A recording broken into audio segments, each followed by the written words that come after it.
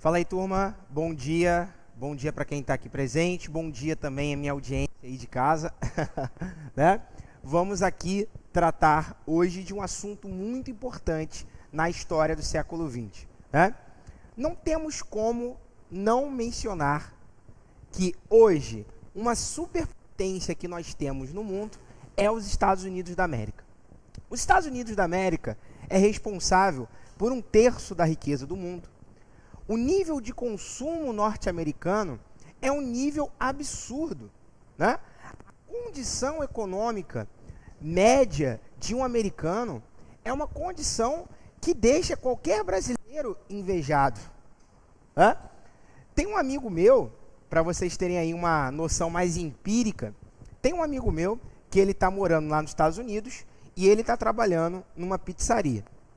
E ele me fala que lá nos Estados Unidos, o trabalhador, por exemplo, que trabalha fazendo massa de pão, massa de pizza, ele ganha, e aí eu quero que você acompanhe aqui comigo agora, ele ganha cerca de $10 a hora. Então, a média salarial nos Estados Unidos, ela é calculada pela hora de trabalho. Então, vamos fazer aqui o cálculo, né? Você que é um imigrante que vai para os Estados Unidos para poder fazer dinheiro, como é, né, 99% dos imigrantes que vão para os Estados Unidos, o cara está afim de trabalho. O cara está afim de juntar dinheiro. O cara está afim de fazer cash, de fazer dólar. E aí vamos supor aqui nesse exemplo que esse imigrante, você, por exemplo, vá para os Estados Unidos e trabalhe 10 horas por dia. Nós brasileiros, né, dependendo do emprego, estamos acostumados a trabalhar isso. Se você conta, por exemplo, a dinâmica de um transporte público, dá até muito mais, né? Você passa mais tempo fora de casa, no trabalho, contando com o transporte, do que dentro de casa. Então vamos pegar aqui esse exemplo, né? Vamos multiplicar 10 vezes 10, 10 horas vezes $10, dá quantos dólares por dia? 100. E aí vamos supor que você não queira folgar nenhum dia. Afinal de contas, nós, trabalhadores brasileiros, também temos cenário de trabalho que nós não folgamos nenhum dia. Trabalhamos todos os dias. Vamos supor que você trabalha 30 dias. E aí vamos multiplicar. Quantos dólares você terá no mês? 3 mil. 3 mil dólares é o que um trabalhador básico, que gosta de trabalhar nos Estados Unidos, ganha por mês. Agora, vamos supor que você gaste o mínimo possível, durma na rodoviária, né? Você não tem apego com nada, não quer dormir num hotel, não quer dormir numa cama, não quer viajar, você só está juntando dinheiro para voltar para o Brasil. Um mês de trabalho seu equivale a 3 mil dólares. E aí agora, vamos multiplicar, pode usar o celular, né? Porque eu sei também que é difícil fazer cálculo assim de cabeça. O dólar hoje está a mais ou menos R$5,50. Vamos aproximar dessa maneira. A pergunta que eu te faço é, transforma 3 mil dólares em reais. Quanto que dá? 3 mil vezes 5,5. R$16.500. Então, nos Estados Unidos da América, né, um cara que trabalha numa pizzaria, um cara que trabalha no McDonald's, um cara que trabalha no Subway, um cara que trabalha num trabalho assim mais básico, né, mais chão de fábrica possível, o cara ele ganha mais do que um professor de uma escola federal. O cara ele ganha mais do que um delegado. O cara ele ganha mais do que um sargento. O cara ele ganha mais até mesmo se você comparar que, por exemplo, o salário do governo do Rio de Janeiro é cerca de R$15 mil, um trabalhador básico dos Estados Unidos, convertendo a sua riqueza em real, ele ganha mais do que, por exemplo, o governador do estado do Rio de Janeiro. Então, é uma coisa de louco, né? É uma coisa de louco. Os Estados Unidos da América é um local que exala riqueza, é um local que exala emprego, é um local que vai um monte de trabalhador para lá para tentar a sua vida, né? Um monte de pessoas atravessam aquele deserto tenebroso ali do Texas, né, do Novo México, para poder adentrar nos Estados Unidos de maneira ilegal, correndo todos os riscos possíveis e impossíveis, né? Deixa a sua família aqui, deixa o seu filho, deixa o seu marido, deixa a sua esposa e tenta a sorte nos Estados Unidos da América. Por quê? Os Estados Unidos da América, qualquer empreguinho que você conseguir, você vai ganhar mais do que o governador do estado do Rio de Janeiro, né? Então, ou seja, é uma coisa de louco. A riqueza norte-americana não tem comparação. E sem contar que as coisas lá são baratas, né? Meu amigo lá no primeiro mês de trabalho já comprou um carro, né? Já estava morando numa casa decente. Você acompanha isso nos filmes norte-americanos. Quando você vê um filme norte-americano que o cara está contando alguma coisa da pobreza, de favela, você vê que aquela casa, daquela favela, daquele cara dos Estados Unidos, às vezes é melhor do que a casa de muita gente de classe média no Brasil. Por quê? O nível de riqueza produzida nos Estados Unidos é enorme. Se os Estados Unidos é pioneiro na riqueza mundial, eles também são, né, a principal potência militar do mundo. Vamos supor, e aqui eu estou trazendo os dados reais de 2020, né? Vamos supor que todos os governos do mundo gastam X de dinheiro na defesa, no seu exército, na marinha e na aeronáutica. No mundo inteiro, metade do orçamento militar do mundo é dos Estados Unidos da América, né? Então, os Estados Unidos, de longe, é inalcançável, seja pela sua riqueza, seja pela sua força militar, e até mesmo os Estados Unidos, querendo ou não, é um exemplo de uma democracia, né? Muita gente questiona isso, mas é um fato. Os Estados Unidos, né, ao longo de 300 anos de república, desde a sua independência, nunca teve um golpe militar. Os Estados Unidos, ao longo de 300 anos de existência, nunca teve, só teve um impeachment de um presidente. E aqui no Brasil, em menos de 30, já teve 2, quase 3. Né? Ou seja, os Estados Unidos é, de fato, um país diferenciado na história mundial. Agora, professor, sempre foi assim? Os Estados Unidos sempre assumiu essa posição no mundo? Claro que não. Por quê?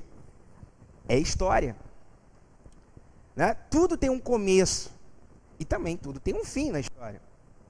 E onde começa essa posição dos Estados Unidos de se tornar a principal potência global, a única superpotência mundial, e de longe ninguém acompanhando esse país, tem uma data certa.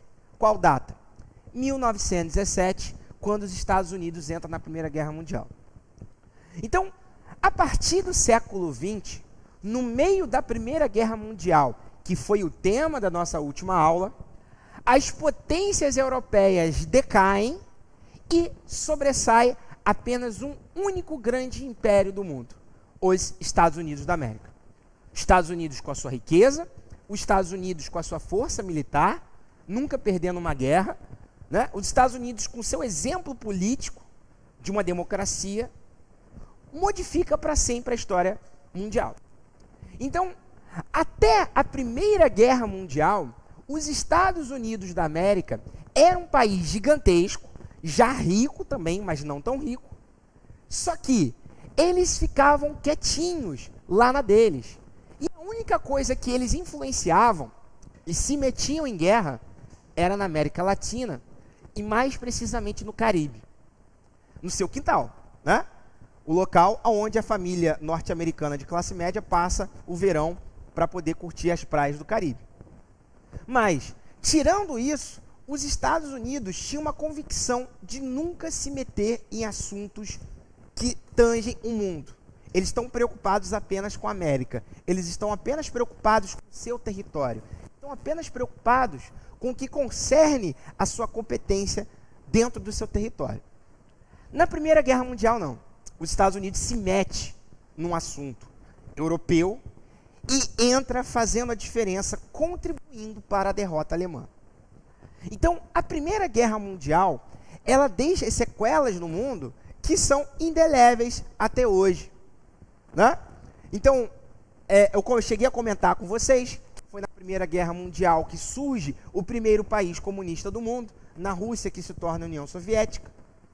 Os Estados Unidos, que era uma potência, mas não a principal, se torna a maior do mundo. E é isso o que a gente vai ver na aula de hoje. Os Estados Unidos, enquanto maior potência mundial após a Primeira Guerra Mundial, entra num grave perigo. Os Estados Unidos, no meio daquela euforia louca, ou como a gente vai ver aqui dos chamados anos loucos dos Estados Unidos, eles entram para o buraco, quase abraçam o capeta e quase também levam todos os países capitalistas junto com eles para o buraco. Ou seja, a Grande Depressão, a chamada crise de 29. Então não há como a gente falar a história do século XX como consequência de várias coisas, essa crise que aconteceu no principal país capitalista do mundo, os Estados Unidos da América, chamado de crise de 29, chamado de crash ou crack da bolsa, quebra da bolsa de valores, são sinônimos. Quando você ouvir isso numa prova, você vai lembrar imediatamente de que se refere a essa crise de 29. Então, o que a gente vai entender aqui na aula de hoje é principalmente captar e absorver as ideias centrais, principais, no que se refere aos Estados Unidos no início do século XX. Com as suas todas contradições. Né? Os Estados Unidos é um local em que tem Estado que mata gente, cadeira elétrica, mas tem Estado que proíbe arma. Tem Estado que pode isso e tem Estado que não pode aquilo. Então, os Estados Unidos, por sua própria natureza, é um país muito contraditório e eu espero que vocês percebam isso um pouco na aula de hoje. Ok? Próximo slide, a gente vai entender justamente que, a partir da Primeira Guerra Mundial, os Estados Unidos da América se tornam a única superpotência global. Então vamos lá. Se até a Primeira Guerra Mundial a principal potência econômica do mundo era a Inglaterra, né, a mãe dos Estados Unidos, após a Primeira Guerra Mundial o filho se torna mais rico que a mãe, né? A Inglaterra, dona da Índia, a Inglaterra, dona de 40% da África, né? A família real inglesa, lá sentada no trono de ouro, né? A rainha Elizabeth II, que nessa época já tinha nascido, brincadeira, não, eu sei que ela parece que tem 200 anos, mas calma aí, né? Ela tem menos de 100, né? Mas os Estados Unidos da América, a Inglaterra, melhor dizendo, era a superpotência mundial. Tinha colônias no 4 cantos do planeta, tinha uma potência naval enorme, tinha uma potência econômica incomparável. Mas, como a gente viu, a Primeira Guerra Mundial, aquele conflito odioso de vários interesses econômicos e políticos, levou todos os países da Europa quase à bancarrota, quase para o buraco, quase à beira da falência, porque uma guerra é uma guerra. Né? Talvez nós, brasileiros, não temos na nossa vivência uma experiência de uma guerra oficial, muito embora a gente viva constantemente numa guerra não oficial, né? Basta abrir o jornal, basta ler, basta ver qualquer noticiário que você vai ver notícia de violência para cima e para baixo, e que tem nível semelhante a do Iraque ou da Síria, por exemplo, né? O Brasil não é essas coisas todas, de pacífico, mas a guerra, enquanto um fenômeno em que imobiliza uma nação inteira para destruir uma outra nação, o Brasil desconhece. Então a Primeira Guerra Mundial levou aquelas superpotências, Alemanha, França e Inglaterra, quase para o buraco. E sobra apenas um país do mundo, naquela novo mundo surgido após a Primeira Guerra Mundial, que se transforma na principal potência. E essa potência é os Estados Unidos. Por que os Estados Unidos se transformam na principal potência global após a Primeira Guerra Mundial? Por quê? os Estados Unidos se transformam no principal produtor industrial do mundo. Então, se os Estados Unidos antes importava produtos industriais da Europa, após a Primeira Guerra Mundial, os Estados Unidos vende produtos industriais para aqueles países. Se os Estados Unidos, né, comprava insumos, produtos agrícolas, a partir da Primeira Guerra Mundial, os Estados Unidos é o principal exportador agrícola do mundo. E ainda de quebra, os países que não têm dinheiro para comprar produtos norte-americanos, os Estados Unidos emprestam. Ou seja, os Estados Unidos se transforma também no maior credor mundial. Então, ou seja, a partir da Primeira Guerra Mundial, sobretudo nos países capitalistas, né, ou seja, exceto a União Soviética, os países do mundo inteiro cada vez mais dependem dos Estados Unidos da América.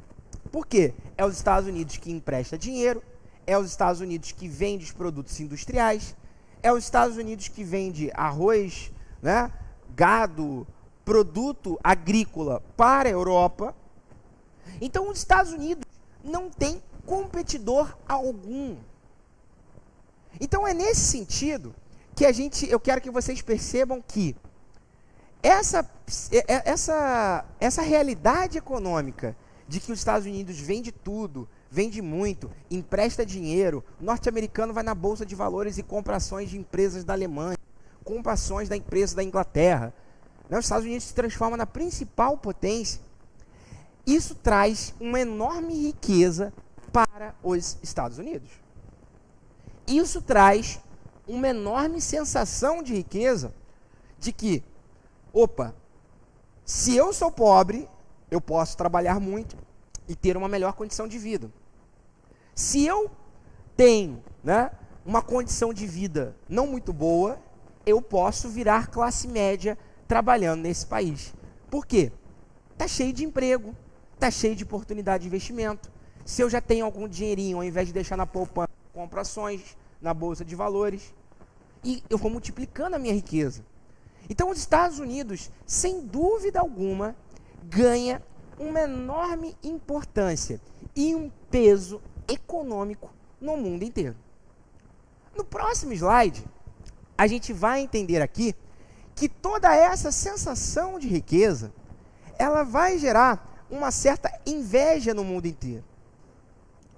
Essa sensação de riqueza vai gerar uma sensação assim, para nós brasileiros, como nós temos até hoje, assim, caraca, se eu morasse nos Estados Unidos, né, minha vida seria outra. E de fato, por quê? Os Estados Unidos, a partir da década de 20, ou seja, surfando na onda da riqueza, as pessoas se transformam ricas. Os novos hábitos culturais norte-americanos, como por exemplo, curtir uma música chamada jazz ou blues, tocada por negros norte-americanos, invadem as paradas de rádio de todo o mundo. Na Europa, no Brasil, na Argentina, na América Latina, em tudo que é lugar. Hollywood, de uma pequena produtora de filme, passa a ser a joia do cinema mundial. E esses filmes norte-americanos passa uma sensação para quem assiste do que é ser americano. Então é por isso que os historiadores tratam esse período, né, de euforia, e nesse momento que os Estados Unidos invadem o mundo, não no sentido militar ou político, mas sim no sentido cultural, de American Way of Life. Então, o hábito de tomar uma Coca-Cola gelada no almoço, sem dúvida alguma, foi uma prática difundida a partir do cinema de Hollywood, né? Que aparecia a Coca-Cola nos filmes norte-americanos. O estilo de vida norte-americano, né, de, por exemplo, vamos curtir uma balada, aí vai para uma discoteca, o pessoal está dançando. Quem nunca viu isso num filme? É dos Estados Unidos. Ou até mesmo aquela sensação de inveja que você tem ao ver um filme norte-americano e que o cara tem lá um fogão que não tem gás, não tem nenhuma cara de fogão, né? É um negócio tecnológico do caramba. Uma sensação de inveja que você vê que nos Estados Unidos tem casas sem muro, né? E com uma garagem que entra na sua casa e com um sistema de irrigação elétrico. É uma sensação que você vê dos Estados Unidos que você fala assim, caraca, né? Como é que pode os Estados Unidos ter essa riqueza toda?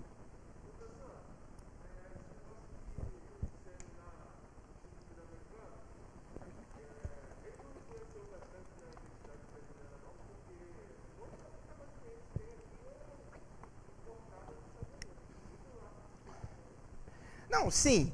Na verdade, esse American Way of Life, né? O estilo de vida norte-americano, e traduzindo literalmente, ele chega a partir mais da década de 50 e 60, tá?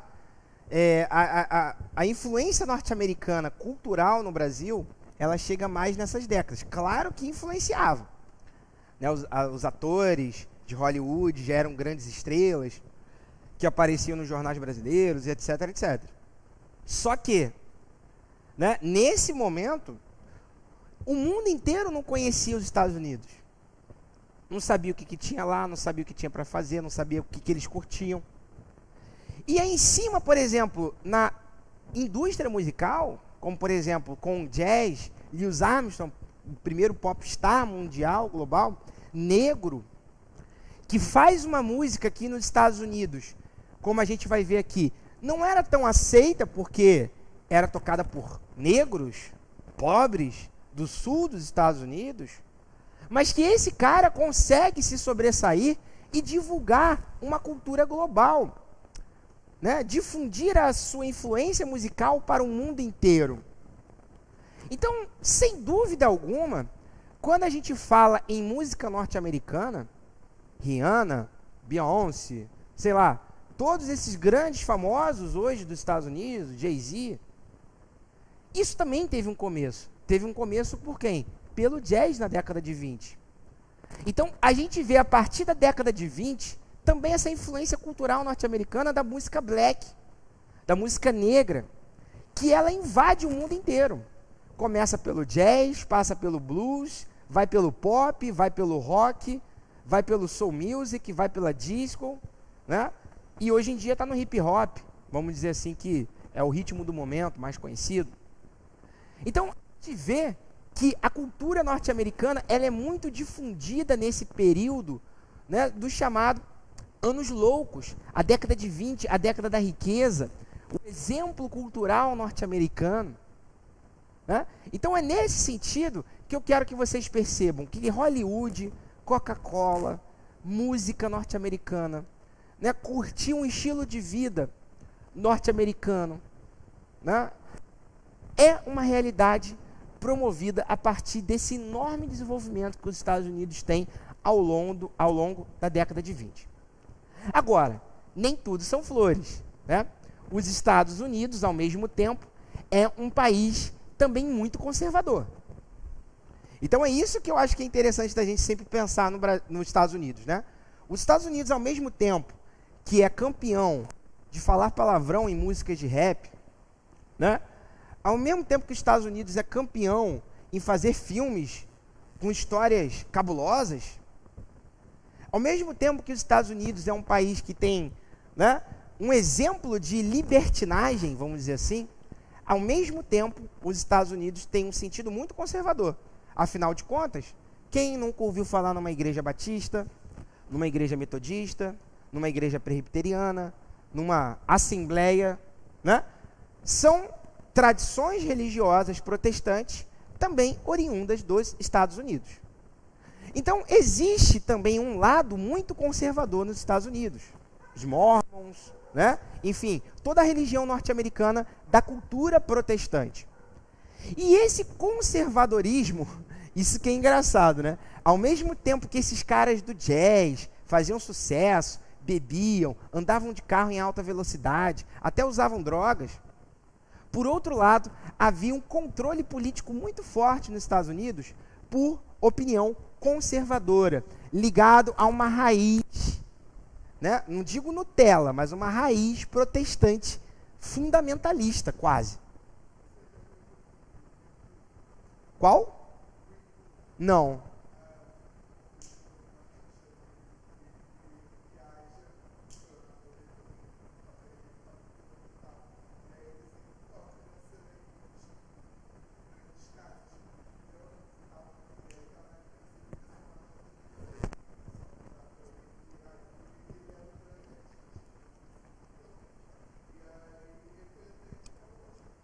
Ah, é?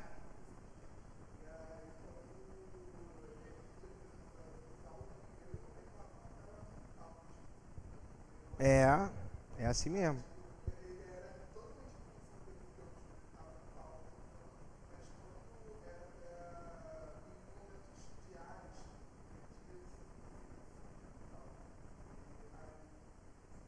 Mas é isso, assim, a música do negro na América é história assim. Presta bem atenção, ela sempre começa como sendo uma coisa malquista pela sociedade do establishment, do status quo, mas após ela conquista e se transforma quase num símbolo nacional.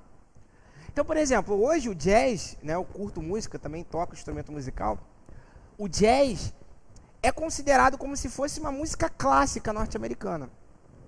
Quando você fala em jazz, você imagina uma coisa erudita, um cara de terno e gravata, fumando um charuto, tomando um uísque, ouvindo sentadinho, calminho, aquela banda de jazz com saxofone, com metal, com bateria, com baixo, etc. Só que o jazz, esse jazz, naquela época, era considerado uma coisa de vagabundo. Era considerado uma coisa de gente de má índole, de gente depravada, com sexualidade questionável.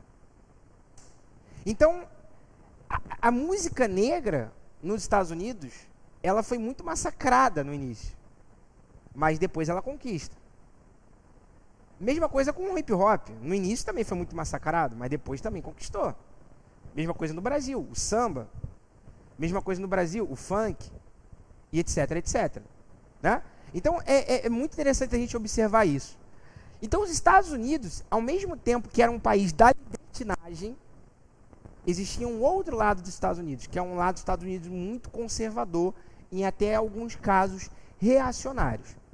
Porque, como disse ali o amigo, existia segregação racial. E essa segregação racial era chamada de leis Jim Crows. Lei Jim Crows é aquela lei que diz o seguinte, olha, num ônibus, o lado esquerdo é para negro e o lado direito é para branco. No sul dos Estados Unidos tinham igrejas batistas negras e tinham igrejas batistas brancas. Em estados como a Carolina do Sul, né, existiam leis que proibiam o casamento de um negro com uma negra e com um branco, e etc. E vice-versa, melhor dizendo. Né? Então, existia lei pesada de segregação racial em vários estados dos Estados Unidos, principalmente no sul. E qual é o nome que a gente dá a essas leis segregacionistas? É apartheid? Não, apartheid na África do Sul. É antissemitismo? Não, antissemitismo é o preconceito com os judeus na Alemanha. São as chamadas leis Jim Crows, que são leis que permitem que, por exemplo, um dono de um bar, né, bote assim, white only, um bar só para brancos. Se entrar um negro, o cara, dono do bar, tem a legitimidade de dar um tiro de um 12 num negro que entra naquele bar. Né? Escolas para negros e escolas para brancos. Então, olha que doideira, né? Ao mesmo que você olha, por exemplo, a figura do Louis Armstrong trocando um trompete, fazendo sucesso, você imagina assim, por fora o quê? Caraca, Estados Unidos, né? Dando chance pro negro se integrar, não sei o quê. Só aparência. Né? Porque internamente havia leis de segregação racial. Eu disse aqui para vocês que eles eram muito preconceituosos, muito reacionários em alguns casos, e muito conservadores do ponto de vista até mesmo do radicalismo protestante, no fundamentalismo protestante. E um desses exemplos que eu acho que é muito icônico, no meio dessa década de 20, foi um caso, né, no sul dos Estados Unidos, que um professor de biologia foi preso. E por que esse professor de biologia foi preso? Porque ele ensinava para os seus alunos a teoria evolucionista de Darwin. né? Então, naquelas escolas do Sul, era proibida pela lei Butler Act, de que o professor de biologia ensinasse o evolucionismo. O professor de biologia só poderia falar que Deus que criou a galinha, o dinossauro, né, a água, criou o mar, as aves, né? Então, olha a ideia meio conservadora. E o ápice desse conservadorismo no sul dos Estados Unidos, né?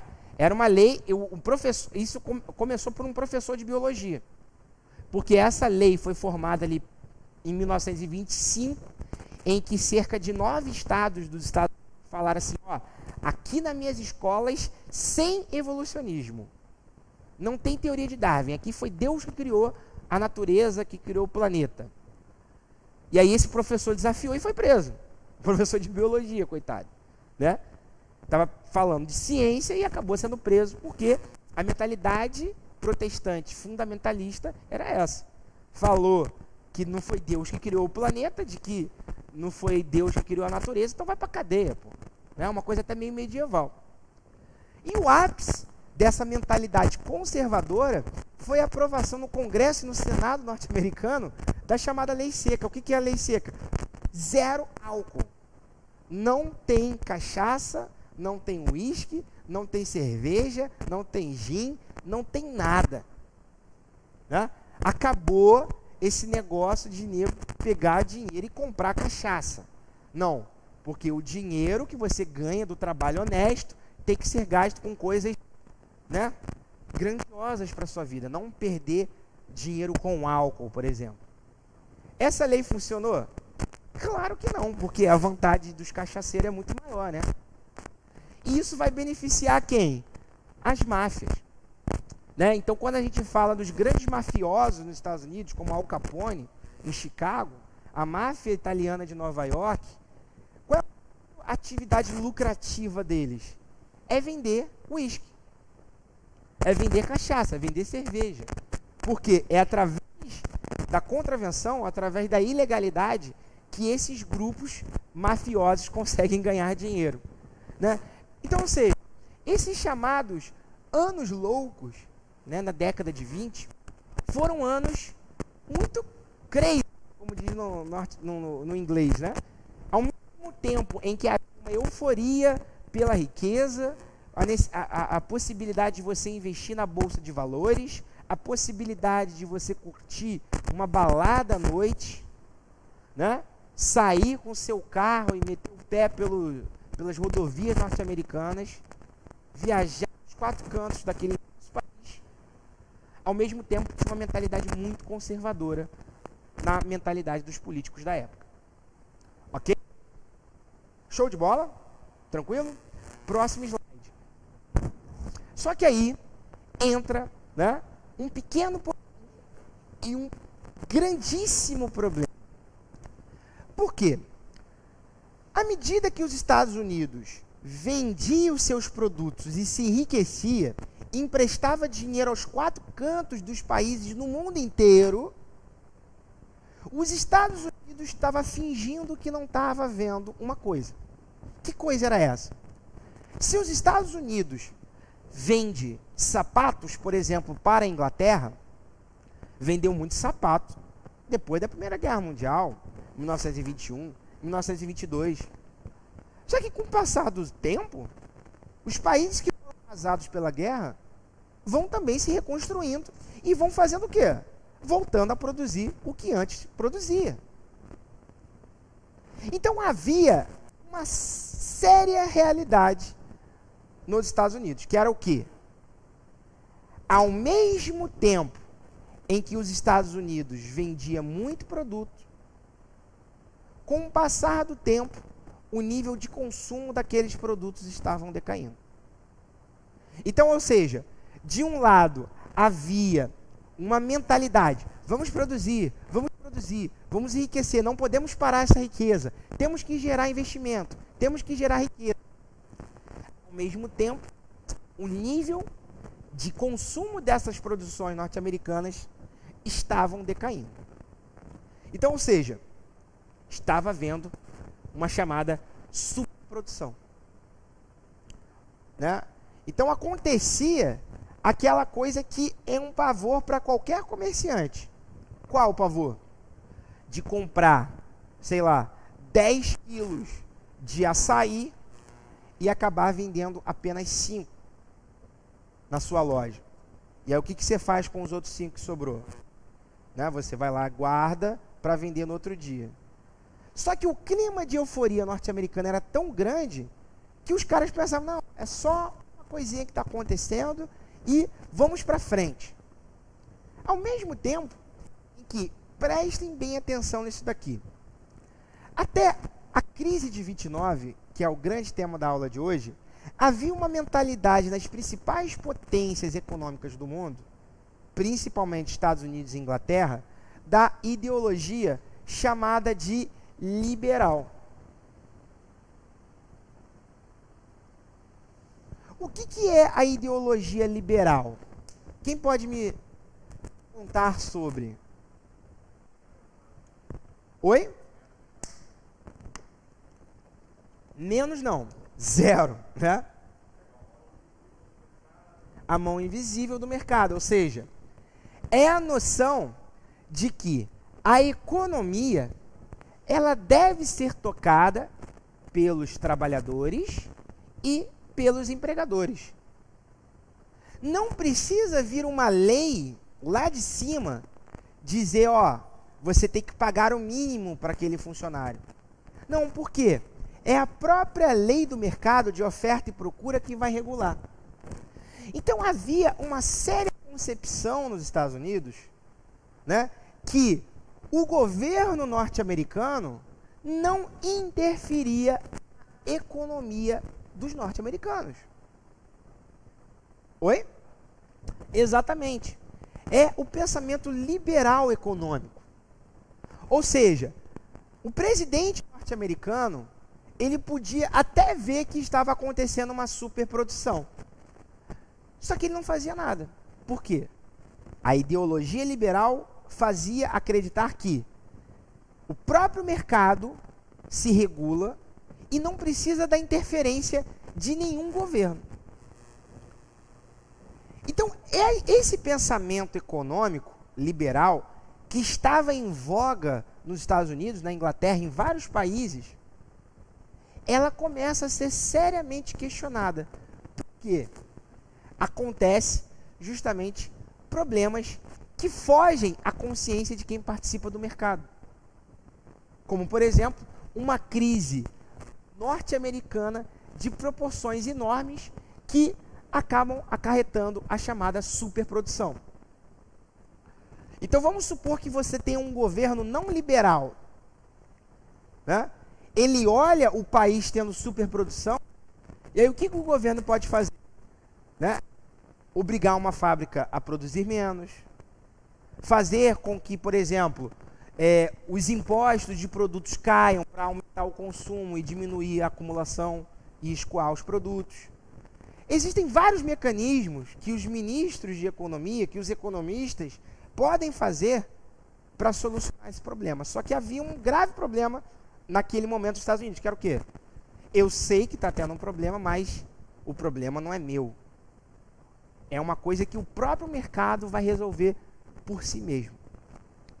Só que não, né?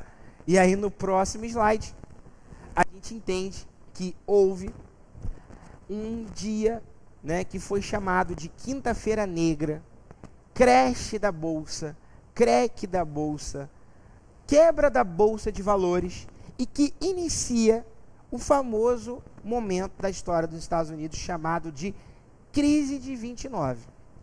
Então, crise de 29 é um termo que você tem que saber para vários pontos da história, como a gente vai ver aqui.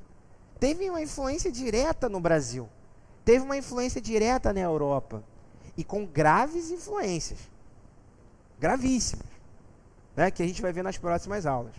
Então é por isso que é preciso estar bem amarrado. Então o que aconteceu? Né?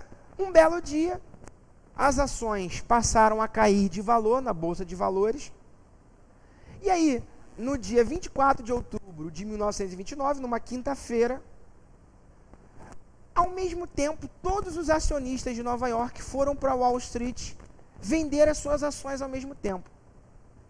E quando eles foram vender suas ações ao mesmo tempo, né, muito papel no mercado faz com que o preço das ações o quê? Diminua. Quando eles foram ver, as ações que essas pessoas tinham não valiam mais nada. Porque entrou numa crise econômica. Então é tirado como simbolismo da crise de 29 a quebra da Bolsa de Valores, porque chegou no momento que tinha tanto acionista querendo vender a ação por 1 centavo, né? Vender aquilo ali a preço de banana, e a própria Bolsa de Valores fechou, falou, não, acabou, não tem mais. E qual é o grave problema disso? Um monte de pessoas, e isso aqui é uma coisa, gente, que pelo amor de Deus, né? Eu me incomodo toda vez que eu vou ouvir uma musiquinha no YouTube. Não sei se aparece para vocês isso, né? Isso aqui é uma coisa que precisa ser dita. Eu não sei se aparece para vocês isso. Aí eu tô lá, ouvindo minha musiquinha de boa, aí aparece uma propaganda no YouTube. Você já pensou em investir seu dinheiro na Bolsa de Valores? Você sabe manipular os preços da taxa de câmbio? Taxa de mercado? Aí começa a falar um monte de palavra, né, do economiquês, e que eles vendem a possibilidade de você se enriquecer assim, ó, sem trabalhar, sem fazer nada. E que não é bem assim, né? Não é bem assim porque as ações, enquanto dentro de um sistema financeiro, elas são caras. E elas rendem 0,01% ao ano. Você que é trabalhador, você que é pobre ou classe média, você pode ganhar? Pode ganhar, mas a um longo prazo, longuíssimo prazo, né? Então, se você for fazer uma simulação, por exemplo, no site do Banco do Brasil, investimento de tesouro direto, se você investir 10 mil reais e esperar 30 anos, você vai receber 15 mil reais. Então, ou seja, você vai esperar 30 anos para ganhar 5 mil reais de 10 mil. Ou seja, não é uma coisa assim que você diga, ó, beleza, cresceu. Mas 5 mil reais só vai dar para comprar uma moto, né? Quando você for sacar. Agora, para quem é bilionário, aí não, né? Porque se você investir, por exemplo, 10 milhões, em um ano você ganha 1 milhão. Então existe uma falácia, isso assim é muito importante dessa função pública da aula de dizer isso, né? Não caia nesse conto da carochinha do YouTube de achando que você investir num salário mínimo, 10 mil, 20 mil, você vai, vou ficar rico. Não é assim. Para nós, a única forma de ter uma maneira de ganhar dinheiro é trabalhando ou montando o nosso negócio. Mas esse negócio de você achar que investindo na Bolsa de Valores é como você ganhar na loteria, não é. Então, o que acontecia no cenário norte-americano? Aí fica uma lição empírica para a gente. Um monte de pessoas de classe média, né? Ao invés de pegar o seu dinheiro e botar na poupança, o que eles faziam? Pegavam, sei lá, 30 mil dólares e compravam em papéis, em ações. Né? E como é que funciona o mercado acionista? O mercado de ações, ele é sempre um mercado que uma empresa, vamos supor, eu sou o José Neto e eu vou montar uma empresa de história. Eu não tenho dinheiro para montar essa empresa de história.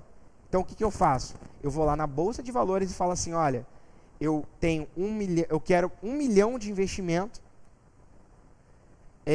eu vou dar aqui para vocês 10 mil papéis, cada um valendo 100 reais, eu não sei quanto que dá, eu estou dando um exemplo hipotético, né? Dividir 1 milhão em 10 mil papéis, e ó, quem comprar vai somar tudo 1 milhão, eu pretendo daqui a 5 anos lucrar 1,5 milhão.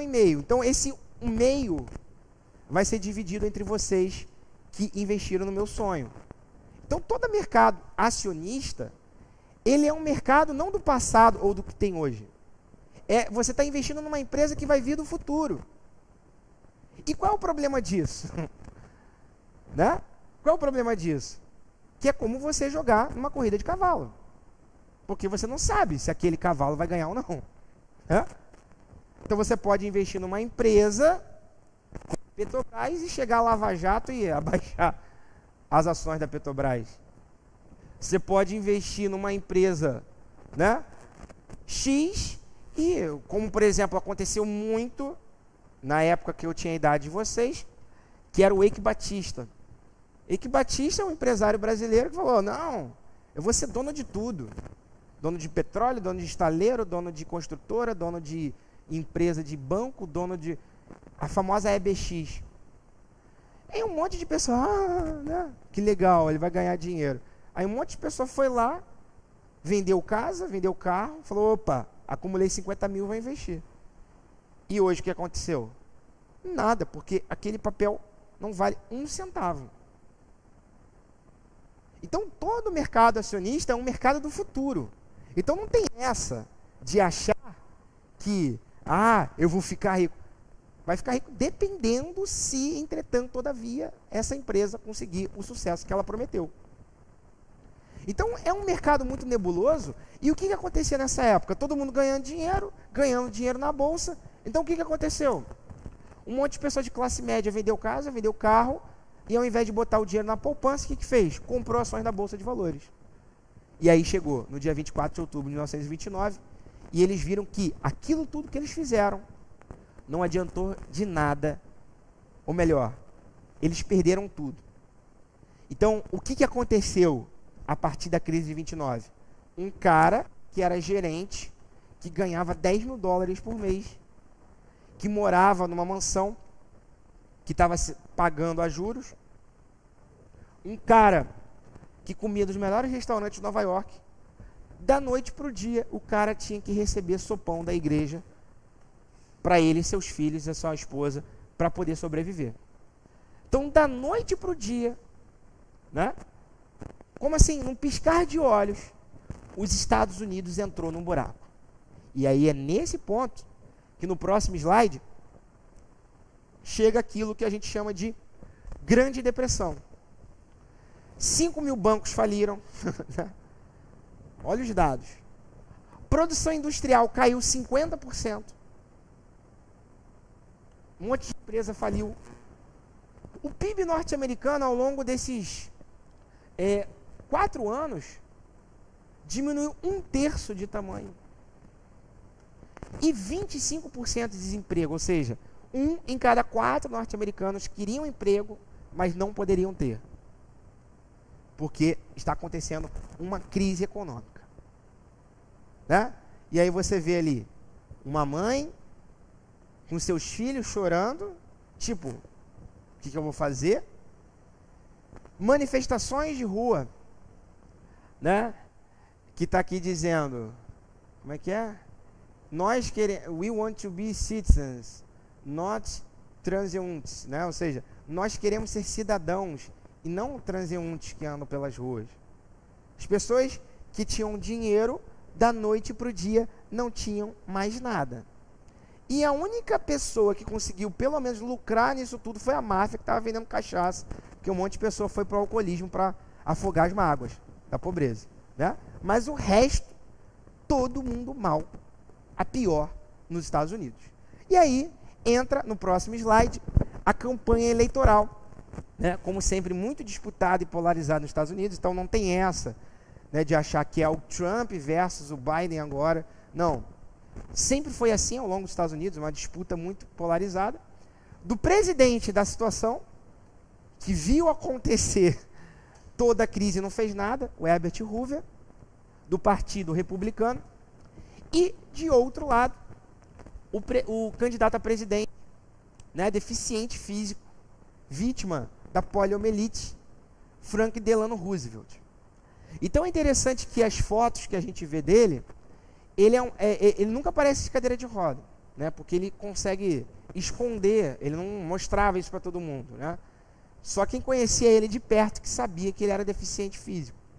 Mas todas as fotos dele não parece que ele está em cadeira de roda. Ou ele tá... Oi? No cavalo ou numa cadeira. Ele está sempre sentado, mas assim, quando você olha parece que ele está só descansando. Mas na verdade é porque ele era deficiente físico. E esse Franklin Delano Roosevelt, ele na campanha eleitoral dele, ele resolve bombardear os Estados Unidos. Bombardear em que sentido? Temos que fazer alguma coisa. Não dá para fingir que nada está acontecendo. Não dá para continuar com essa filosofia econômica de o mercado soluciona sozinho. Tudo vai passar por si próprio. O mercado vai se resolver sozinho. Franklin Delano Roosevelt não, ele fala assim, vamos meter a mão na massa. O Estado vai entrar na economia e vai fazer isso aqui bombar. Né? Vai fazer com que o emprego volte, vai diminuir a superprodução, vai dar assistência às pessoas que estão pobres, porque não pode continuar como Hoover governa, de achar que nada está acontecendo e deixar o liberalismo à solta. Então ele propõe um chamado novo acordo, que do inglês é famoso esse termo, que também é importante você saber, que é chamado de New Deal. O que é um New Deal? Um novo acordo. Qual acordo? O acordo antiliberal. O acordo que o Estado, ao invés de ver a banda passar, o Estado vai tocar na banda. O Estado, ao invés de assistir passivamente o que acontece no mercado, o Estado é que vai meter a mão na massa e intervir na economia. Então, abrindo aqui um parêntese agora, né, em 2020, a gente pode ver esse debate, que é muito caro na história da economia mundial, que é, diante da Covid, diante da crise da pandemia, o que o governo faz? Segundo alguns liberais, o Estado não tem que fazer nada e o próprio mercado que vai se regular. Mas existe um pensamento intervencionista, e aí no próximo slide, né, que eu acho que fica mais palpável para a gente, um modelo chamado de keynesianista. Por que é keynesianista? Porque o economista inglês, John Keynes, né, que vai fazer esse pensamento econômico de que não podemos mais assistir a banda passar e deixar que o mercado se regule. Não, vai ser o Estado que vai intervir diretamente na economia. Então, o Estado intervém diretamente na economia para socorrer a sociedade diante de uma crise econômica. E quais são as medidas tomadas pelo New Deal e por Franklin Delano Roosevelt, né? Eu acho bastante interessante para a gente pensar que são medidas que são repetidas ao longo da história. Então, como que você tira um país de uma crise econômica? A partir de qual modelo? O que o governo faz? Ou o que o governo não faz? Então, essas medidas aqui são medidas que a gente vê repetidas ao longo da história em vários países.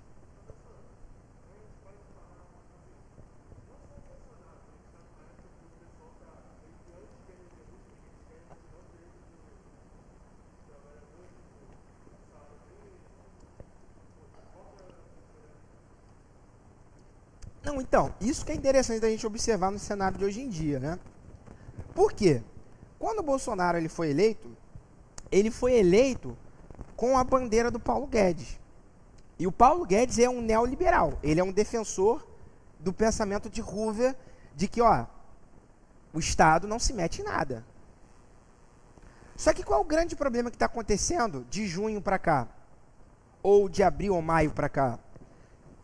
É que os militares têm assessorado o Bolsonaro com um pensamento econômico de quê? Semelhante ao do New Deal. Intervenção do Estado. Tanto que o principal debate político do dia 18 de setembro, ou seja, hoje, em Brasília, é essa tensão que está tendo no governo. Em que, de um lado, Bolsonaro prometeu o liberalismo e o ministro da Economia é liberal, versus as políticas contraditórias que ele tem tomado hoje em dia, que é a partir da intervenção do Estado.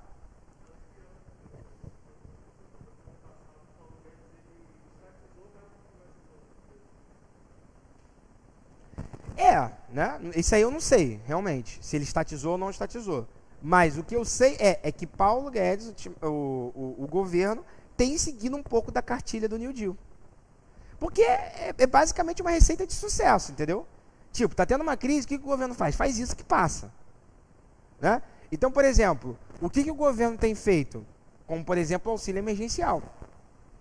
Né? R$600 e 1.200 para mãe solteira. Agora vai diminuir para 300, mas o que isso significa? Significa que é o Estado que está tirando dinheiro, cobrando impostos e que está distribuindo para as pessoas de alguma maneira. Está dando para as pessoas. Na ideologia liberal, não. Qual é a premissa de um liberal? É que o Estado não faça nada e, em troca, o Estado cobre o mínimo de imposto possível. Então, é um jogo de cobertor curto. Se você adere a um Estado liberal, no geral, significa que você terá uma menor carga tributária. Ou seja, vou comprar PlayStation mais barato na internet, vou comprar produtos, né, Xing Ling mais barato, eu vou comprar guitarra, vou importar uma guitarra dos Estados Unidos a preço de custo, a preço norte-americano. Mas qual é o problema disso? Que se o Estado não arrecada dinheiro com seu imposto, o Estado não paga o professor que dá aula para você na UFRJ, na UERJ, etc, etc. Qual é o problema da ideia liberal de você cobrar menos imposto e todo mundo consumir mais? É que lá na frente, quando você, por exemplo, porventura, ficar doente, você vai ter que desembolsar um plano da Unimed. Porque um médico que trabalha no hospital público, no Hospital da Posse, por exemplo, ele não está ali fazendo caridade. Ele não é de uma ONG. Ele é um funcionário público que recebe salário. E justamente, né? Exatamente, né? Então, é nesse sentido que o New Deal modifica a economia norte-americana. E quais são as medidas tomadas pelo presidente Roosevelt, né? Primeiro, controle de produção. Ou seja, se está produzindo muito sapato, meu filho, para de produzir muito sapato. Produz o que você consegue vender.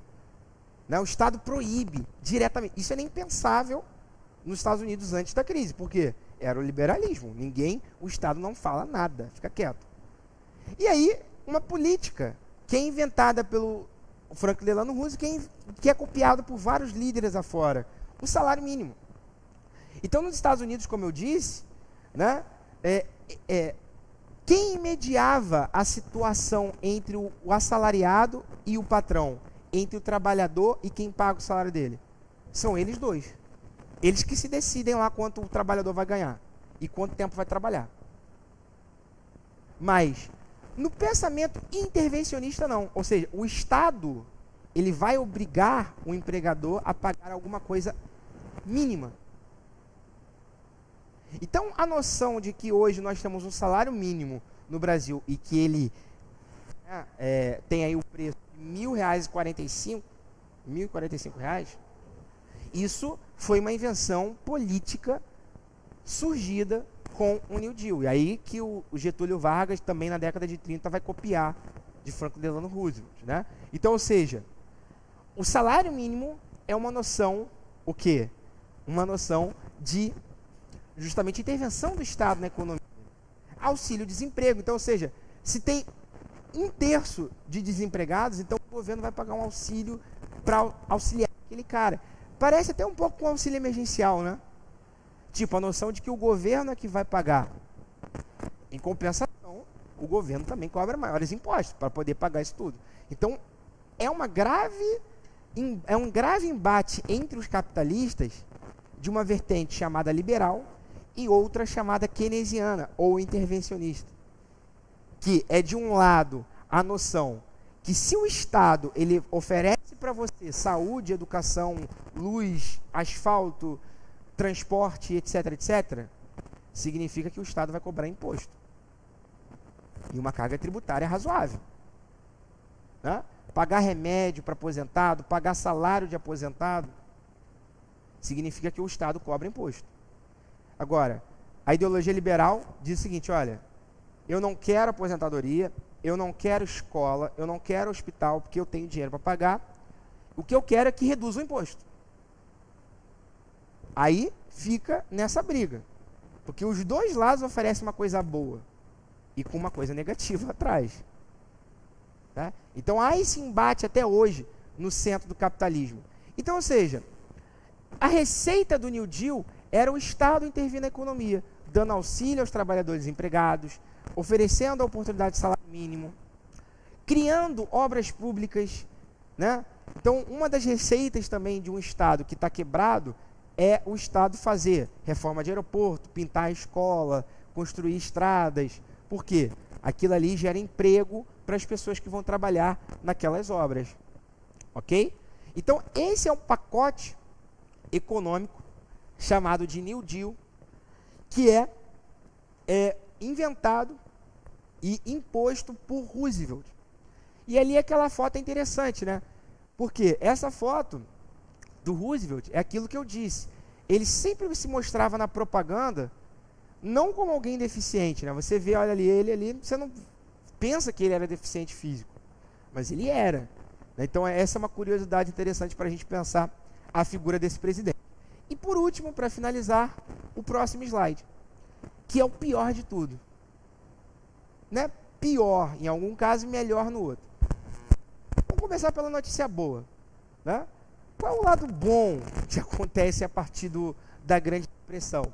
É que a elite cafeeira do Brasil, aquela elite que financiava coronéis, aquela elite que chamava os figurões da política para um churrasco ao invés de pedir voto para o povo na rua, né? Aqueles figurões da política que faziam tudo entre eles, que eram os grandes cafeicultores. Então, da mesma maneira que quebram os Estados Unidos, da noite para o dia eles também quebram. E aí fica um grave vazio de poder no Brasil, que vai ser preenchido por Getúlio Vargas e os militares, a partir da Revolução de 30, que vai ser um tema aí, ou da próxima ou da outra aula, né? Que vai gerar justamente o pensamento de que o Brasil não pode mais depender do café. Então, qual é a ideologia de Vargas? Industrializar e modernizar o Brasil. Formação de grandes cidades, né? Urbanização do Brasil, formação de indústrias, para o quê? Não depender mais do bendito do café que levou o Brasil para o buraco junto com os Estados Unidos na crise de 29. Agora, isso foi um melhor, né? Não tão bom porque foi uma ditadura, junto com os militares. Mas foi menos pior. Por quê? Na Europa, meu amigo, o negócio fica louco. Por que fica louco? Porque em países como a Alemanha, diante da crise econômica que chega, a população desesperada e com fome e desempregada dá ouvido pro doidinho da política, como ele era tratado, por um cara da extrema direita, né, tão doido, tão deturpado, com a mente tão confusa, mas que ele é tratado como herói nacional para solucionar o problema da crise. E esse alguém é nada mais, nada menos do que Adolf Hitler. Né? Então, o partido nazista na Alemanha era um partido que tinha 1% do parlamento. Mas, nas eleições de 1932, eles tiveram 50% do parlamento alemão. E por quê? Porque, diante de uma crise, de uma Alemanha fragilizada pelo Tratado de Versalhes, pagando uma dívida de guerra, né? Devendo escambau e dependendo única e exclusivamente da economia norte-americana para gerar emprego, para importar produtos, e do nada acaba, a população se desespera e escolhe né? E isso aqui é uma coisa que precisa ser dita. Hitler não tomou o poder à força. Ele não deu um golpe. Foi o povo que escolheu. O povo, o mesmo povo que quando estava com comida na mesa, achava Hitler louco, quando eles estiveram sem a sua comida, sem o seu emprego, aí falaram, não, o Hitler agora é herói. Qual foi o preço pago por isso? A Segunda Guerra Mundial, que destruiu a Alemanha, né? Então é muito importante da gente pensar isso, né? Hitler ele não chega ao poder a partir, vou dar um golpe militar, não. Ele chega ao poder pelo voto mesmo, com reconhecimento popular. O povo alemão escolheu ele. E escolheu ele para poder solucionar esse problema, né? O problema qual? A crise econômica, o desemprego, a inflação, tudo aquilo que a Alemanha estava passando de gravíssimo na Europa. Ou seja, a Grande Depressão, ela vai varrer o mundo com uma mudança política. E qual vai ser essa mudança política? Uma mudança que, no geral, vai cair para a extrema-direita. Uma mudança que, no geral, vai cair para um autoritarismo. Uma mudança que, no geral, vai cair para uma ditadura personalista de apenas um cara. E em países até mesmo de primeiro mundo, como a Alemanha, que é um país de pessoas formadas, inteligentes, terra de filósofos, de músicos, de intelectuais, mas que caiu no conto do vigário, né? No caso de Adolf Hitler, que a gente vai ver na próxima aula. Show de bola, gente? Tranquilo? Algum comentário? Alguma dúvida? Pergunta?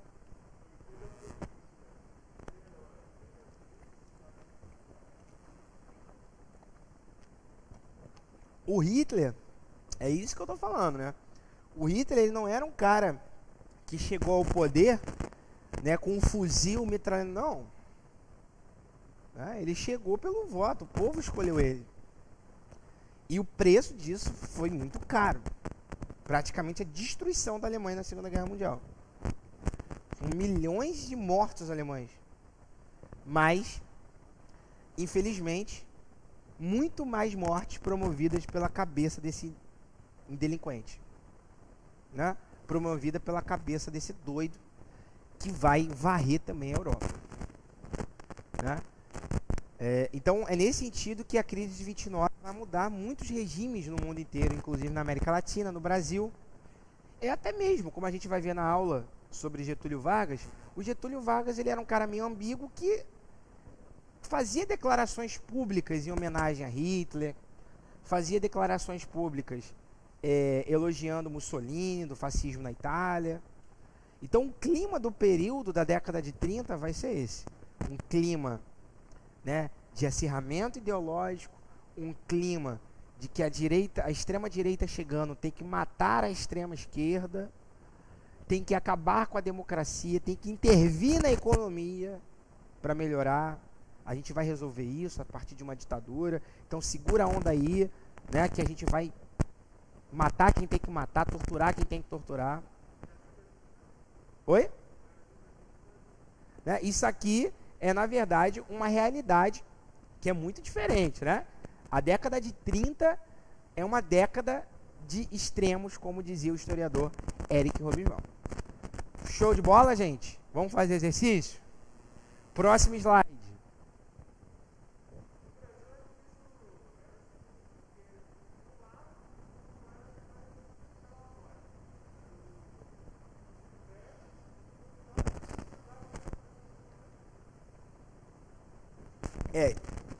É isso que a gente na aula sobre Getúlio Vargas, porque ele tinha inspirações fascistas, mas a categoria de Getúlio Vargas é uma categoria especial da América Latina, que é chamada de populista.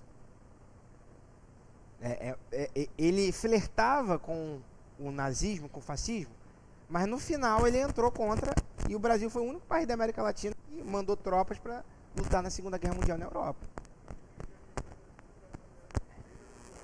Então é nesse sentido que a gente vai conversar um pouquinho, né? Na aula na próxima aula eu vou falar sobre a extrema-direita na Europa, o nazifascismo, e na outra a gente vai falar sobre a Era Vargas. Página 124, questão 62. Vamos lá. Quem não está com a apostila aí, está conseguindo ler ali do slide? Quem quiser chegar mais para frente, cheguem. Tá? Vamos lá. O New Deal visa restabelecer o equilíbrio entre o custo de produção e o preço, entre a cidade e o campo, entre os preços agrícolas e os preços industriais. Reativar o mercado interno, o único importante, pelo controle de preços e produção, pela redução dos salários e do poder aquisitivo das massas, isto é, dos lavradores e operários, e pela regulamentação das condições econômicas. Ou seja, temos aí um breve resumo do que foi o New Deal.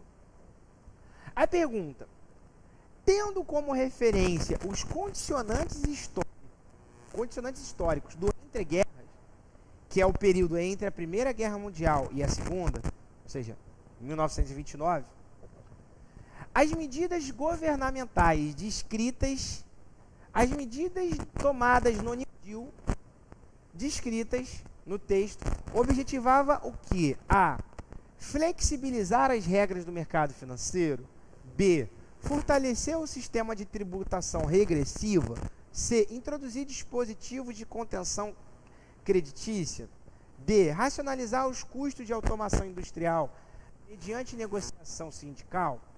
E. Recompor os mecanismos de acumulação econômica por meio da intervenção estatal. Qual é a alternativa que condiz com o objetivo do New Deal? Vamos lá, letra E. Quem falou outra letra aí?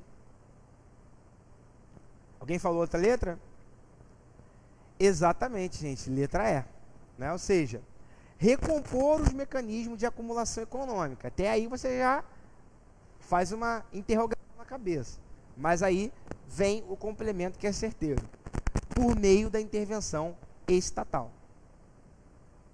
Ou seja, o Estado tem um compromisso de meter a mão na massa e solucionar os problemas da economia. Ok? Eu sei que pode parecer meio óbvio isso hoje em dia, mas é óbvio por causa da história. Mas até então, esses países principais capitalistas, como eu disse, ó, tem gente morrendo de fome, tadinho, vai arrumar um emprego, vagabundo. Né? Tem gente passando necessidade, só lamento. Né? O Estado não tinha esse compromisso de servir ao povo à medida econômica, de auxiliá-lo. Isso aí é cada um por si. Né? É muito comum, às vezes, as pessoas, quando criticam o Bolsa Família, falam assim: não pode dar o peixe, tem que dar a vara e ensinar a pescar. Né? É um pensamento um pouco liberal. De tipo assim, o governo não tem que dar auxílio para ninguém. Né? O governo não tem que dar bolsa para ninguém. A pessoa que tem que sobreviver sozinha. Né? É tipo isso. É um pensamento liberal. Né? Que o Estado não pode intervir.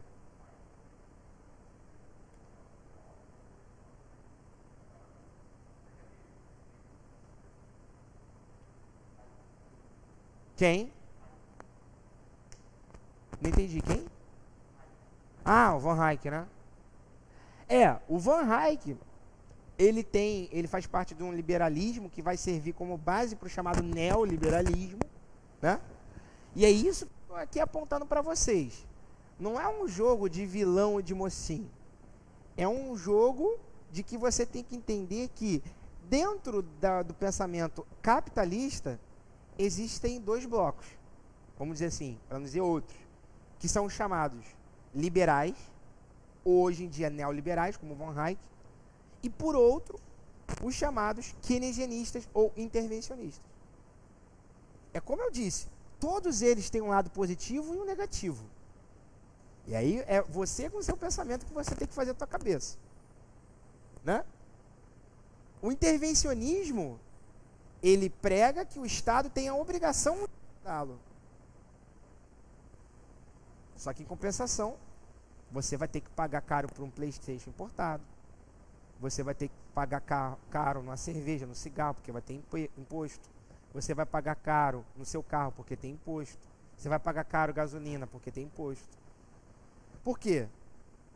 Quem dá aula para o seu filho na escola não é um voluntário, é um profissional. Quem asfalta a sua rua é um operário que recebe salário.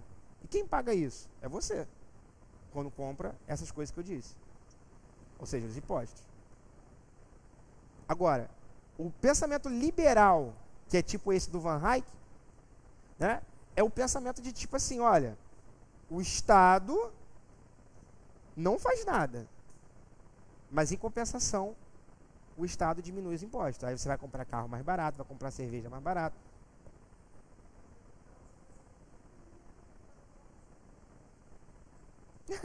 Né? É essa crítica que os intervencionistas fazem. Ok? Mas, por exemplo, em países como o Chile, que foi adotado durante a ditadura Pinochet, teve um sucesso econômico. Né? O Friedman, parceiro de Hayek, né, da escola de Chicago, que é a mesma escola que formou Paulo Guedes, foi um dos assessores econômicos do Pinochet. E o índice econômico do Chile cresceu assustadoramente dentro desse pensamento liberal. Ok? Só que qual é o revés? Qual é o revés lá do Chile? Porque se você não tiver dinheiro para matricular o seu filho na escola, o seu filho não estuda. Qual é o problema disso? Se você não tiver dinheiro para pagar um plano de saúde, o seu filho não é atendido. Os Estados Unidos têm muito desse pensamento. Né?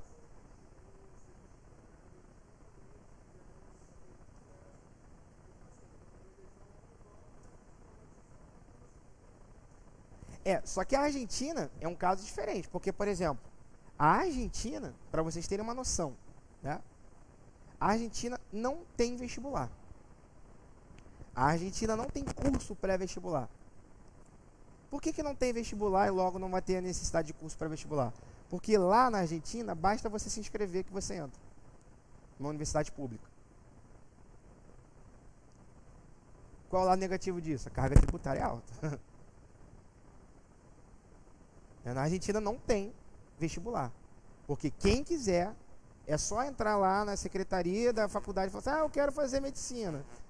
Aí tem um monte de brasileiro que vai né, na fronteira do Rio Grande do Sul, ali na Argentina, né, e se inscreve em medicina, porque lá não tem vestibular. Ainda sobra vagas para várias coisas na Argentina. Tá? Então, é nesse ponto que é assim, é aquela história. O cobertor é curto. Você puxa para cima, seu pé fica para fora. Se você cobre o pé, a sua cabeça fica de fora, no frio. Entendeu? O pensamento econômico que eu quero que vocês entendam é esse ponto, entendeu? É sempre esse, toma lá de cá. Uma vantagem aqui, uma piora lá. É assim. Ok? Próximo slide. Oi. A diferença entre liberalismo e neoliberalismo. Uma excelente pergunta, né? Bem, o liberalismo, Carlos, aqui a gente tem que entender como um fenômeno histórico, ok? O liberalismo, quando ele surge, é a ideologia da burguesia. O liberalismo econômico é o pensamento da gestão econômica. Esse pensamento de gestão econômica, em que o Estado não intervém na economia, vai guiar os Estados Unidos e a Inglaterra até a década de 30. Após a década de 30, surge como grande novidade econômica o chamado keynesianismo, que o Estado intervém. Só que na década de 70 e 80, que a gente vai ver isso lá na frente, né? Surge o pensamento de Van Hayek, surge o pensamento de Milton Friedman, e retoma-se os princípios liberais nos Estados Unidos, na Inglaterra com Margaret Thatcher, no Brasil com Collor. Ressurge aquela mesma ideia que eu disse que o Estado não tem que fazer nada. Então os historiadores eles chamam esse período de neoliberal porque é um novo liberalismo, ou seja, o liberalismo durante 50 anos ficou em desuso, mas aí o Friedman e o Van Hayek tiraram da gaveta e implantaram novamente. Só que qual é a diferença? Porque o liberalismo antigamente, o Estado não fazia nada. E qual é a diferença de hoje em dia e o chamado neoliberalismo? É que quando os políticos liberais eles chegam ao poder, o que eles fazem? Eles vendem o que já tem. Eles se desfazem dos investimentos públicos. E é por isso que é neoliberalismo, porque o liberalismo era uma ideologia que é assim, o mundo é assim mesmo, o Estado não está aqui para ajudar ninguém, o Estado não vai intervir em nada, não vai te ajudar com nada. Se vira aí, garotão. Aí, a partir da década de 30, surge uma nova concepção de Estado. O Estado que intervém, o Estado que investe em educação, que investe em saúde. E aí, quando voltam os políticos liberais, os chamados neoliberais, o que eles fazem? Ao invés de achar que o mundo é normal, é assim mesmo, não. Ele fala, não, vamos vender um hospital público, vamos sucatear a escola, vamos piorar as estradas, não vamos investir mais em transporte, porque isso aí é uma coisa da iniciativa privada. O que eles fazem? Privatizam. Ok? Então, a privatização é um fenômeno típico do neoliberalismo. Por que não era do liberalismo? Porque não existia nada para privatizar. Mas o neoliberalismo já tem um monte de empresas estatais. Né? Então, é interessante a gente observar isso, por exemplo, no preço do trem. O preço do trem, na época dos pais da gente, era super barato. Tipo, coisa de centavos para a época. Aí você vai falar assim, não, mas o trem era uma porcaria. Uma porcaria, mas era centavos. Hoje em dia, não é tão porcaria, né? Não é tão porcaria, mas você paga R$4,70.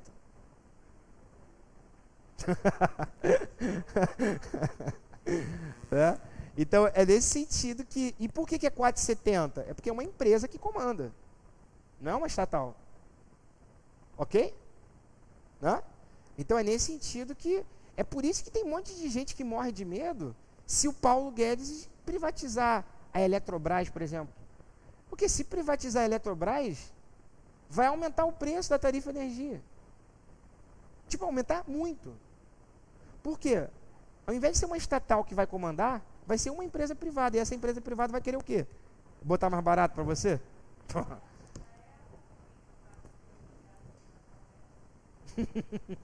Né? Ou seja, é nesse sentido que é uma coisa perigosa, né, para alguns intérpretes. Próximo slide. Calma aí. Ah, é o próximo mesmo. No caso da telefonia, deu certo. Quer dizer, há como questionar que serviços de telefonia a gente paga caro e tem uma má qualidade. Né? Mas o preço do telefone diminuiu do que era antigamente. Né? Celular, essas coisas. Mas tem outras coisas que eu acho que são mais essenciais, né? Mas sei lá. Página 434. Essa aqui tá uma letrinha mesmo, gente. Porque ela é um pouco maior. E aí é difícil de caber tudo no slide. Não sei se você está conseguindo ler. Acompanha com um amigo aí que está com a apostila do lado. Página 434. Questão 21. 434. Questão 21. Texto 1. A Europa entrou em estado de recessão personificado por obscuras forças econômicas, sem rosto ou localização física conhecida, que não prestam contas a ninguém, se espalham pelo mundo por meio de milhões de transações diárias no cyberespaço. Ou seja, está se falando sobre uma realidade econômica da atualidade. Texto 2. Entrevista de George Soros, né, um empresário polêmico, né, aí da mídia, um dos mais ricos dos Estados Unidos. Estamos imersos, ele diz, estamos imersos nunca visto desde a depressão iniciada em 29 nos Estados Unidos. Ou seja, o empresário está falando de um problema que está acontecendo na atualidade. Ano de 2011. Aí a pergunta: a comparação entre os significados da atual crise econômica e o crash da bolsa, ou seja, a crise de 29, a queda da bolsa de valores, oculta a principal diferença entre essas duas crises, pois, ou seja, vamos lá, interpretação, hein?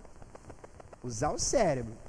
A comparação entre os significados da atual crise econômica, que é o que George Soros fala, com a crash da bolsa de valores de 29, que é o que George Soros está falando, oculta a principal diferença das duas crises. Qual é a principal diferença? O crash da bolsa em 29 adveio do envolvimento e a atual crise é resultado na guerra do Afeganistão e Iraque. B. A crise de 29 ocorreu devido a um quadro de superprodução industrial nos Estados Unidos. E a atual crise resultou da especulação financeira e da expansão desmedida do crédito bancário. C. A crise de 29 foi o resultado da concorrência dos países europeus reconstruídos após a Primeira Guerra Mundial. E a atual crise se associa à emergência dos BRICS como novos concorrentes econômicos. D. O crash da Bolsa de 29 resultou de um excesso de proteções ao setor produtivo e a atual crise tem origem na internacionalização de empresas. A crise de 29 decorreu da política intervencionista norte-americana sobre o sistema do comércio mundial e a atual crise resultou do excesso de regulação do governo desse país. Ou seja,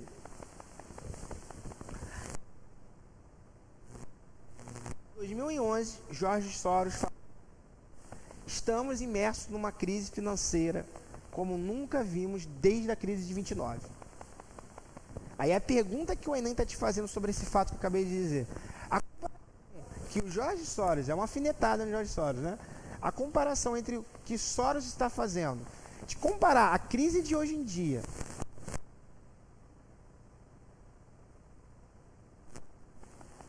porque a crise de 29, isso, aquilo. Ativa correta, A, B, C, D ou E. Leia aí de novo.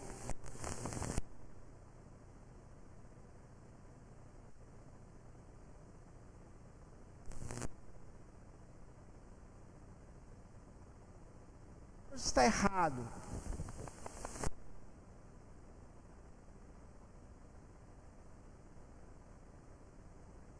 E que é totalmente diferente de 2008, que é a que Soros está se referindo. Letra B de bola. Exatamente.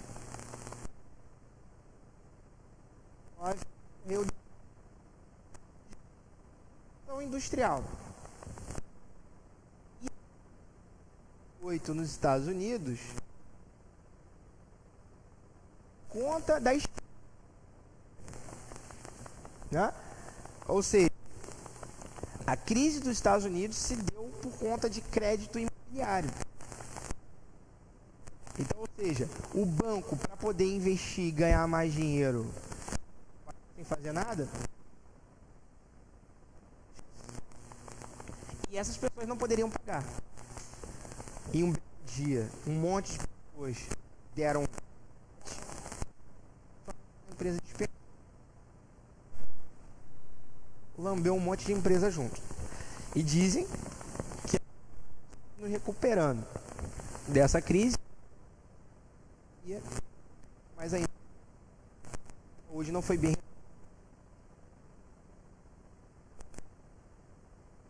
Já esgotou aqui meu tempo, mas show de bola. Qualquer dúvida,